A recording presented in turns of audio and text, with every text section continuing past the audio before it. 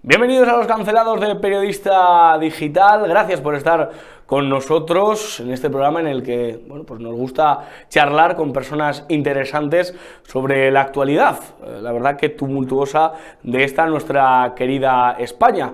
Una España que no pasa por su mejor momento, ya que tenemos una clase política y en concreto un gobierno de España que, hombre, la verdad que esto de representarnos no lo están haciendo lo mejor posible. De verdad, un gobierno que en lugar de dedicarse a legislar, que no puede, porque cada ley que está intentando sacar adelante se la tumban uno u otros socios. Han intentado la ley del suelo, la han tenido que retirar porque se han visto, permítame la expresión, en bragas. Han tenido que echar para atrás también esa ley de proselitismo y esa ley contra la prostitución que solo han votado el Partido Socialista a favor, y por lo tanto un gobierno que, atado de pies y manos, no puede legislar. Pues ¿a qué se dedica? Al fango, a enfangar, porque la máquina del fango son ellos mismos realmente, son ellos los que representan pues ese lodazal en el que están queriendo convertir la política española, convertir la negociación diplomática. Y la verdad que es que, claro, un gobierno que se dedica a insultar cada vez que abre la boca, que utiliza a un ministro de Transporte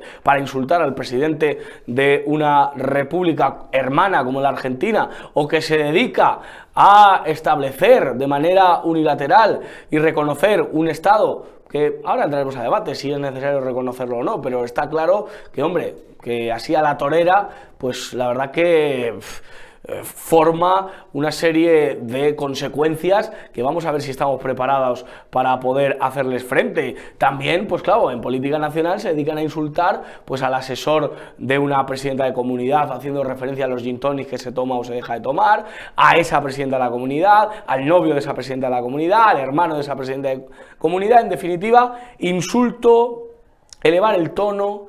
Ayer en la Asamblea de Madrid le amenazaron con una pistola a la señora Ayuso, así con el gesto. Son cosas que, bueno, que claro, que mientras ellos hablan de que hay una extrema derecha horrible y de que hay pues una fachosfera que es también horripilante, pues ellos se dedican a enturbiar, ellos se dedican a lo que mejor se les da, a la descalificación, a elevar ese tono y a que, bueno, al final se hable de todo un poco. Y la señora Montero, mientras tanto, pelando un plátano. Ha arrancado la campaña de las europeas, vamos a ver si a los españoles nos interesan mucho estas elecciones, pero lo que creo que sí que nos va a interesar y mucho es la opinión de alguien que queremos mucho en esta casa, que es el embajador español, don Inocencio Arias, Chencho Arias. ¿Qué tal, cómo está usted? Hola, estupendamente, muchas gracias, encantado de estar aquí. ¿Cómo está nuestra España? Está regularcilla en casi todos los terrenos. En el económico global va algo mejor, no como dice el presidente del gobierno, eso es una... No como un cohete. Sí, no como cohete. Si comparamos el estado de la economía española, que en este momento va mejor, como estaba hace 5 años en relación a otros países de la Unión Europea, veremos que seguimos estando detrás de ellos. Pero como el presidente del gobierno, si algo que le entusiasma, aparte de permanecer en el poder, es la idea de que está liderando, entonces él está liderando en la economía europea, está liderando en el reconocimiento al Estado palestino, está liderando en la ayuda a Ucrania, está liderando en un montón de cosas que o no significan nada o es mentira que esté liderando, por ejemplo, en el tema de Ucrania. Vamos a empezar a pues colocar los temas y bajar el balón. Hace 10 años que el Real Madrid ganó en Lisboa, qué alegría. Tal día como hoy, ¿no? Sí, efectivamente, la verdad que... Fecha gloriosa. Fecha gloriosa. Y todos nos acordamos dónde estábamos ese día. Hombre, vamos, y ese gol de Ramos, yo siempre digo que me vi a mí mismo fuera de mi cuerpo, o sea, fue una cosa preciosa y maravillosa. Pero volviendo a la política, el reconocimiento del Estado palestino. Era el momento que quizá sea necesario reconocer unos límites y unas fronteras al Estado palestino, pero en este momento... Yo no estoy en contra para nada de la idea, que el momento, sin embargo, es muy discutible, muy discutible. Reconocer a Palestina, tarde o temprano, es una cosa hasta moral, hay que hacerlo, porque la ONU, en el año 47, la ONU, no Estados Unidos, la ONU, dictaminó que tenía que haber 2 estados, un estado judío y un estado palestino. Además lo hizo con una mayoría en la Asamblea clara, 33 votos a favor, 13 en contra y 10 abstenciones. Lo que pasa es que cuando unos meses más tarde el Estado judío, en base a esa resolución, se proclamó Estado, los judíos proclamaron a Israel Estado, los árabes cometieron la primera de sus grandes pifias, y que es el origen en buena medida de todo lo que está ocurriendo. 5 países árabes invadieron a Israel porque no podían permitir la idea de que Israel existiera como un Estado. Eso fue un craso error, no solo porque tenían derecho a formar un Estado, sino sobre todo porque la ONU lo había establecido. Bueno, entonces, durante 70 años se produce un hecho insólito. Existe el Estado de Israel, pero no existe el Estado palestino, lo cual es muy injusto. Debe existir el Estado palestino y con unas fronteras justas y reconocidas. Ahora bien, era el momento ahora en que parece que se recompensa a más con esto, a más está eufórico, como es lógico. No solo el palestino de la calle, sino el movimiento terrorista Hamas, el que montó el ataque a Israel con violaciones, raptos, es decir, todas cosas que están condenadas como crímenes de guerra. Entonces yo tengo mi duda. Y por otra parte, esté bien o mal, que el momento, como digo, la prueba está en que los grandes países europeos no lo han hecho. Los países europeos también piensan, como Sánchez o como yo, que el Estado palestino debe existir, pero ninguno de los grandes se ha movido. Noruega e Irlanda, sí. Noruega e Irlanda, pero claro, Noruega e Irlanda son muy respetables, pero claro, no son Alemania, ni Francia, ni Italia, ni Polonia, no es ninguno de los grandes, ni Gran Bretaña, ninguno de los grandes países europeos. Pero aparte de eso, es que había que prever que esto iba a tener consecuencias en nuestra relación con Israel. Y eso es algo que Sánchez normalmente, en el deseo de salir de un apuro, no tiene en cuenta las consecuencias. Por ejemplo, cuando reconoció que el Sáhara debe ser marroquí, admitió, porque la ONU no lo ha reconocido. No estudió las consecuencias que podía haber con Argelia. Argelia nos ha cortado las importaciones, no vendemos nada a Argelia. Las empresas españolas de obras públicas que eran muy fuertes allí no pueden concursar, etcétera, etcétera. Y aquí en este momento no ha pensado, con Milei, después hablamos de ello, que la otra parte puede reaccionar. Entonces en Israel ya han dicho que nuestro consulado en Jerusalén no puede operar con los palestinos, esto va a crear ciertos problemas, y ya ha aparecido una moción de una señora diputada israelí, que es de extrema izquierda ni de extrema derecha, diciendo que Israel debería reconocer a Cataluña o al País Vasco como naciones independientes, porque si Sánchez reconoce a Palestina, ¿por qué no van a ellos a reconocer? Y esto, claro, no va a significar que Israel va a reconocer a Cataluña y el País Vasco, pero sí que la idea se va a extender por Israel. Habrá más gente en Israel comprensiva hacia la locura de una independencia de Cataluña. Claro. O sea que el momento no estoy seguro de que fuera el mejor, ni mucho menos. Pero, claro, en las relaciones internacionales hay que tener muy en cuenta esas consecuencias. Pero ¿qué pasa? Que España no puede tener criterio propio, España no puede tomar decisiones porque eso va a traer una serie de consecuencias. Claro que puede tomar, y la ha tomado y no la van a invadir por ello, pero claro, esto tiene consecuencias. Lo haces tú sola prácticamente, la otra parte la considera un gesto inamistoso, y entonces, por ejemplo, otra cosa que va a hacer Israel es suministrarnos menos información en temas de seguridad y terrorismo, y menos colaboración de cualquier tipo. O sea, tú puedes hacer una cosa que te parece justa, pero tienes que prever las consecuencias. ¿Qué le parece el papel que está jugando Yolanda Díaz y lo que está a la izquierda del PSOE con esas expresiones del río al mar y todas estas expresiones? Yolanda Díaz, que es una persona, ¿cómo diría yo? Es quizá el miembro del gobierno más cursi, es una cursi total, pero eso es inofensivo, irrelevante. Lo que ocurre es cuando habla, le encanta hacer frases, y en este momento está en pura campaña electoral, y entonces tenía que hacer frases, y ha hecho una frase que es para que le hubiese dicho un niño de 15 años, o de 14 años, o de 13 años, y es que ella es una mezcla de sectarismo, después de antiamericanismo, todo lo que huela a Estados Unidos o sus aliados como Israel ya es terrible, pero sobre todo yo creo que es una cateta, es una persona bastante inculta, es decir, no puede, por muy de izquierdas que seas, por mucho que detestes a Estados Unidos y Israel, no puede una persona adulta, sensata, decir en voz alta una frase que significa que Israel tiene que desaparecer del mapa. Es decir, cuando adopta el eslogan de los terroristas de Hamás, de que va a haber una Palestina libre desde el Jordán al mar, eso significa que hay que borrar del mapa al Estado de Israel. Hay que volver, si no volver a un holocausto, de matar un montón de judíos, que imagino que eso ella no tiene la intención, pero sí quitarle la estatalidad, que no fuese un Estado. Esto, claro, en el siglo XXI es una frase propio de una chica osada de 14, 15 años. Claro, como parece que tiene 50 y tantos, claro, es que es un producto de su pura ignorancia y de su sectarismo. Y es vicepresidenta de España. Y es vicepresidenta de España, eso es lo gordo. Sí, sí. Eso para el gobierno israelí es imperdonable. Imperdonable.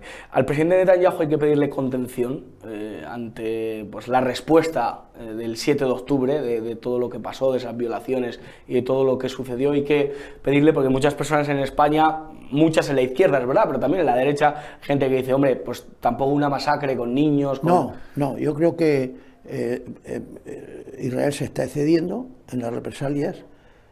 Ahora, claro, muchos de ellos también alegan, no solo los defensores, si hablas con un israelí que conozca, he hablado con un diplomático israelí, y dice, ¿cómo extirpas a los terroristas de Hamás si buscan refugio en hospitales, si buscan refugio en casas particulares? Pues tenemos que hacer cosas que nos gusten o no nos gusten, hay que hacer para extirparlos. Pero sí, desde luego, reconocida ese argumento en defensa de ellos, sin embargo, ha sido desproporcionado.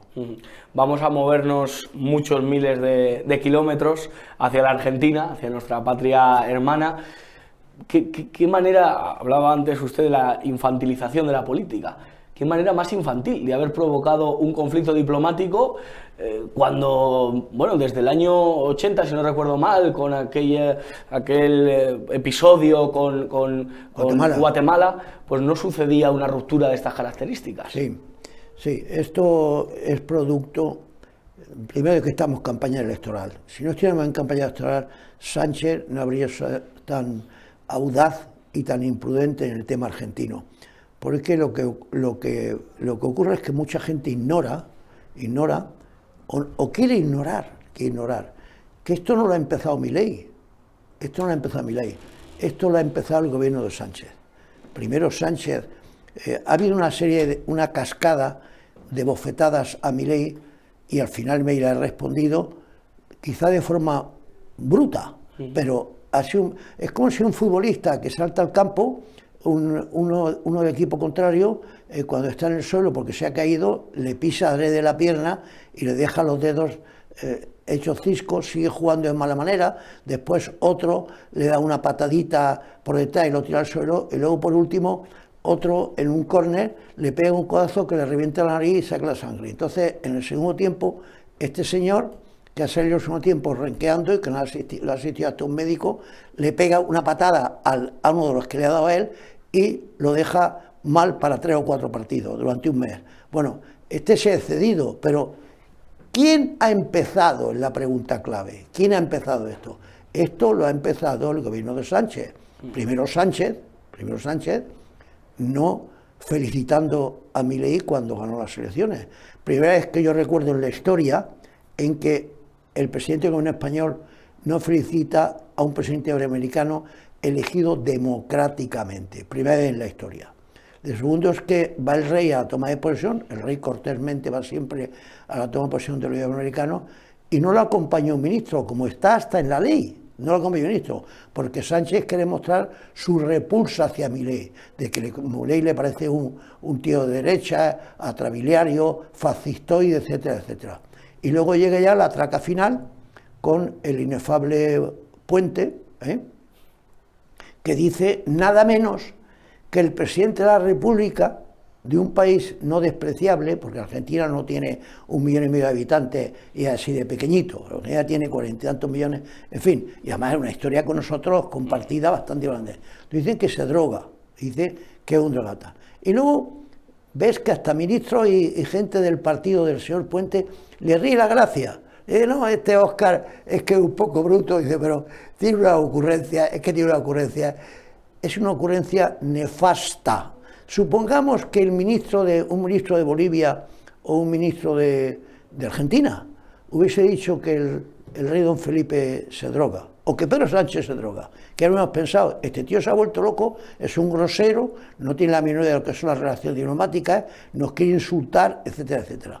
Bueno, pues entonces llega Milei aquí y ya se lo respondo a Sánchez.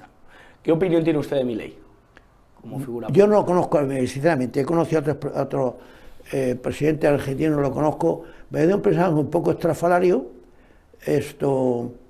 que tiene una forma, verbal un poco belicosa, por no decir un mucho belicosa, y por otra parte que también el país se ha polarizado con él, pero claro, él puede decir, yo he ganado las elecciones con el 56%, otros no, y yo estoy limpiando toda la podredumbre y toda la corrupción que tenía el peronismo de los Kirchner, etcétera, ¿no? Es una realidad. Muchas personas están comentando que, claro, el presidente del gobierno no ha dicho nada, ni le ha parecido una afrenta a nuestra nación y a nuestra historia, cuando el señor Petro pues, nos ha llamado esclavistas y ha dicho que tenemos una historia negra en la que, bueno, pues cometimos un genocidio en nuestra conquista de América. Tampoco el señor López Obrador, cuando ha dicho unas declaraciones similares, o el señor Maduro. ¿Ante esto hay que responder, o por qué el gobierno no responde a esto y sí ha respondido a lo de Milei? Bueno, el gobierno responde a esto porque primero se acobardó con lo que decían los otros presidentes, los dos presidentes que usted ha citado, de un lado, de otro porque no estaba en campaña electoral, ahora está en campaña electoral y piensa que esto le es rentable, aunque signifique enturbiar las relaciones con un país importante. Y luego por otro, porque su mujer no estaba afectada. Aquí ha habido un cóctel de un 20%, no más, de que su orgullo está herido porque se han metido con su mujer, porque la frase de Milei, aunque Milei tiene toda la razón para insultar a Sánchez, la frase de Milei sobre la señora Sánchez no fue adecuada. Bien, hay un 20% de eso. Otro 40% de cinismo, porque Sánchez se ha portado así con la señora Ayuso y con otros muchos, y sin embargo con él no se puede tocar a su señora de ninguna forma. Y otro 40% de campaña electoral. Pero si es que, claro, cuando uno les pone a ellos en la cara con la ley del embudo, usted practica la ley del embudo, porque usted puede hacer cosas le ha faltado ya buscar si estaba corrompido el perro de la señora Ayuso, le ha faltado, ¿no? O si su bisabuelo en la época de la Restauración, hace un siglo y pico, era un corrupto, porque pues la prueba de esto es lo que ha ocurrido con Pachi López. Pachi López, un colega de usted, un periodista, le preguntó de forma clara y educada, ¿cómo compatibiliza usted que ustedes tienen un comportamiento determinado cuando les afecta a ustedes la herida y sin embargo cuando ustedes causan la herida a ustedes no les importa? No sé cómo se expresó sobre qué casos, pero más o menos la idea. ¿Y qué hizo Pachi López? En una escena antológica, que significa, claro, cómo estamos gobernados, miró para otra parte y no contestó. Y el periodista insistió, que usted gana 100 y pico mil euros, usted está aquí para contestar. Y miró para otro lado y esto. Está muy bien fotografiada el momento en que vivimos en España. La verdad que sí, es una buena imagen. ¿Y ahora qué? Porque claro, ahora la sociedad argentina se ha enterado de quién es Begoña Gómez. No solo eso de Argentina, eso lo comenté el otro día no sé dónde. La sociedad iberoamericana se ha enterado, es decir, Sánchez ha puesto sobre la mesa y sobre los focos la figura de su mujer. Entonces, claro, los defensores dicen con razón, el juez no la ha condenado como corrupta, por lo tanto, ¿por qué se le puede llamar corrupta? Y lleva toda la razón. Pero no cuentan, y lo están contando los periódicos iberoamericanos, que ha firmado 2 cartas de recomendación de una empresa que iba a un concurso público, que eso es algo que solo haría la esposa de un presidente de una república del tercer mundo bananera y pícara, no lo haría la mujer del primer ministro británico, ni la del alemán, ni la del italiano, ni la del polaco, ni la del belga, ni la del austríaco, ni la del portugués, no lo ha hecho, ¿no? Y además que es la única persona en la Universidad de Madrid donde han creado lo que se llama 35 cátedras especiales.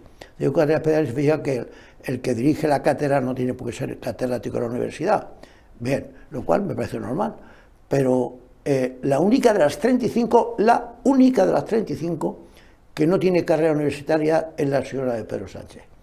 Esto uno le puede parecer grave o le puede parecer banal, pero luego es un poco raro, un poco insólito. Y esto en Iberoamérica no se sabía, ahora se sabe. Ahora lo sabe. Ahora lo saben. Ahora lo sabe todo el mundo. No solo en Argentina. Uno lee a lo mejor un periódico paraguayo, un periódico boliviano, un periódico mexicano, y entonces dicen, pero ¿quién es Begoña Gómez? Entonces no echan pestes contra ella, pero cuentan lo que acabo de decir yo. Se han hecho cánticos, ahora se han empezado también a cantar. Es una grosería. Sí, la verdad que sí. Y bueno, pues el 9 de junio tenemos unas elecciones europeas. Usted ha hecho referencia a que estamos en campaña electoral, unas elecciones que al pueblo español no son las que más les ha interesado, siempre ha habido una gran abstención. Casi en ningún país de Europa. Claro, interesa muchísimo, pero se produce una dicotomía curiosa. En Europa, no tanto la de izquierdas y derechas, que yo creo que se está diluyendo, sino la de, bueno, pues personas que creen más en el identitarismo, que creen más en el soberanismo nacional y que creen que se tienen que defender de los burócratas de Bruselas, y gente pues que sigue creyendo en el proyecto europeo y sigue creyendo que de Bruselas pues hay que confiar y que nos puede ayudar. ¿Qué le parece esta dicotomía que se ha generado? Bueno, hay gente desencantada con la Unión Europea y además incide mucho el tema de la emigración. Hay muchos países en que el tema de la emigración es lo que está volviendo una parte del electorado en contra de la Unión Europea. El ejemplo más evidente es Gran Bretaña. El Brexit, sin emigración no habría habido Brexit, o lo habrían perdido. Podría haber habido Brexit porque siempre los ingleses son muy orgullosos de su identidad, pero lo habrían perdido, en mi opinión, de forma clara. La emigración fue la cosa decisiva que inclinó la balanza, y esto está ocurriendo en menor medida, pero está ocurriendo en Alemania, no solo por una razón identitaria, sino por una razón de que piensan que Alemania está sustentando económicamente a mucha gente que no tenía por qué sustentar. Pero está ocurriendo en Holanda, está ocurriendo luego en Austria y está ocurriendo en Francia. O sea, que esto no... y en Hungría cerró sus fronteras por el mismo motivo, tratando de preservar su identidad europeo-cristiana en frente de la invasión de los sirios, turcos, etcétera, etcétera. Es decir, que el desencanto con la Unión Europea no es porque la gente piense, antes llegaban ayuda y ahora no llegan. A lo mejor llegan más parsimoniosas, pero siguen llegando. Pero es yo creo, sobre todo es el tema, en muchos países el tema migratorio. Claro, que afecta de lleno también la cuestión del campo, también otras cuestiones. ¿Usted por quién se debe guiar, si puede usted aconsejar a la gente a la hora de votar en estas elecciones europeas? ¿Qué deben hacerle llevar a la urna a echar el voto? Hombre, yo creo que en conjunto claramente es favorable que estemos en la Unión Europea y que exista la Unión Europea o que no. Entre otras cosas, la Unión Europea ha evitado fricciones entre países europeos que antes nos liábamos cada 30 o 40 años, y luego ha ayudado a elevar el desarrollo de las zonas más deprimidas del continente. Por lo tanto, yo creo que si ponemos el debe y el haber, yo soy claramente favorable a la Unión Europea. Se planteaba, la verdad, la posibilidad de una unión entre la señora von der Leyen y su grupo, digamos, popular, el Grupo Popular Europeo, y el del ECR, el grupo de la señora Meloni, del señor Abascal, de este tipo de cosas. ¿Nos vendría bien esa unión? Yo no creo que se vaya a producir. No creo que vaya a producir, porque ciertos elementos de la extrema derecha son evidentemente extrema derecha, extrema, y los extremos no gustan en la Unión, como no gusta tampoco el Partido Comunista. Hay desconfianza hacia España porque en el gobierno comunista. Por lo tanto, yo no estoy seguro de cuál. Primero, por esa razón, de que hay bastantes personas en el electorado que piensan en la extrema derecha. Hay unos elementos bastante incontrolados. Pero por otra parte, es que ha habido una demonización de la derecha. Es decir, por ejemplo, tenemos el caso de Vox. Vox, para muchos españoles que no pertenecen al Partido Socialista, al Partido Comunista, es algo infumable. Pero sin embargo, esos españoles no consideran infumable a Bildu, o no consideran infumable a Podemos. ¿Por qué? Es decir, a mí alguien tiene que explicarme, le he dado muchas vueltas, hasta puedo decir que he hecho jaculatorias para que Dios me ilumine, de por qué Vox es un partido antidemocrático, despreciable, y Podemos es un partido democrático. Podemos, recordemos su eslogan cuando surgió en la Puerta del Sol de Madrid, decía literalmente, estaban los carteles por toda la plaza, yo fui un par de veces, la soberanía no está en las Cortes, está en esta plaza. Eso, traducido al lenguaje de todos los días, es fascismo puro, fascismo de izquierda. No he oído yo decir a Vox nunca, la soberanía está en nuestras asambleas y no en las Cortes. Tendrá su aspecto exaltado Vox, pero yo no he oído... Y así todo, ¿qué es lo primero que hizo Vox cuando llegó al poder, cuando iba a formar coalición con Pedro Sánchez? Controlar la televisión. Podemos se refiere. Podemos. Controlar la televisión. Esto no huele bien. Hace poquito un compañero periodista se paseaba por las calles de Madrid y mostraba dos fotografías, una de Otegi y otra de Abascal. Y le preguntaba a dos chicas muy majas, muy agradables, quién era más peligroso para nuestra democracia. Y las chiquitas se tiraban enseguida a dirigir su dedo hacia Abascal. Claro. Primero porque a Otegi no le conocían, decían, es que este señor no sabemos quién es. Y Abascal nos parece que nos va a quitar derechos, que nos va a quitar... Esto se está produciendo en España. Porque ese es un éxito que ha tenido Pedro Sánchez. Pedro Sánchez ha polarizado la sociedad y para polarizarla tenía que demonizar a un sector de la sociedad. Entonces ha demonizado fundamentalmente a Vox y luego, viendo que el PP pactaba de vez en cuando con Vox en este sitio o en el otro, ya de paso demoniza al PP. Y eso Pedro Sánchez ha logrado que gente, que las chicas, como la que usted acaba de decir, vean una Abascal y digan, esto es una mezcla de Hitler y de Stalin. Y claro, está sin probar eso, no sé hasta ahora cuántos judíos o personas ha matado a Abascal o cuántas mujeres ha flagelado, es que no lo acabo de ver. Yo de luego, lo repito, lo vengo diciendo, que alguien me trate de convencer que Podemos es democrático y Vox es fascista, yo no lo acabo de ver. Me cuesta mucho trabajo, le he dado muchas vueltas, pero no lo acabo de ver. Don Inocente, muchísimas gracias por estar en este programa con nosotros. Si quiere a esa Cámara 3 dirigir un mensaje, pues eso, para que se arreglen las cosas, para que el gobierno, oye, pues no la prepare con el tema palestino, no la prepare con el tema argentino. Sí, yo espero, primero, que la gente vaya a votar en las europeas, porque para España es bueno estar presente en Europa, y luego, por otra parte, pues que las mentiras que vienen de un lado y de otro, y sobre todo del lado que está en el poder, pues que no se crean. Por ejemplo, ya lo he dicho antes, en el follón que tenemos con Argentina hay un poco de culpa de todos, pero sobre todo hay de culpa de quien lo inició. ¿Y quién lo inició? Nuestro gobierno.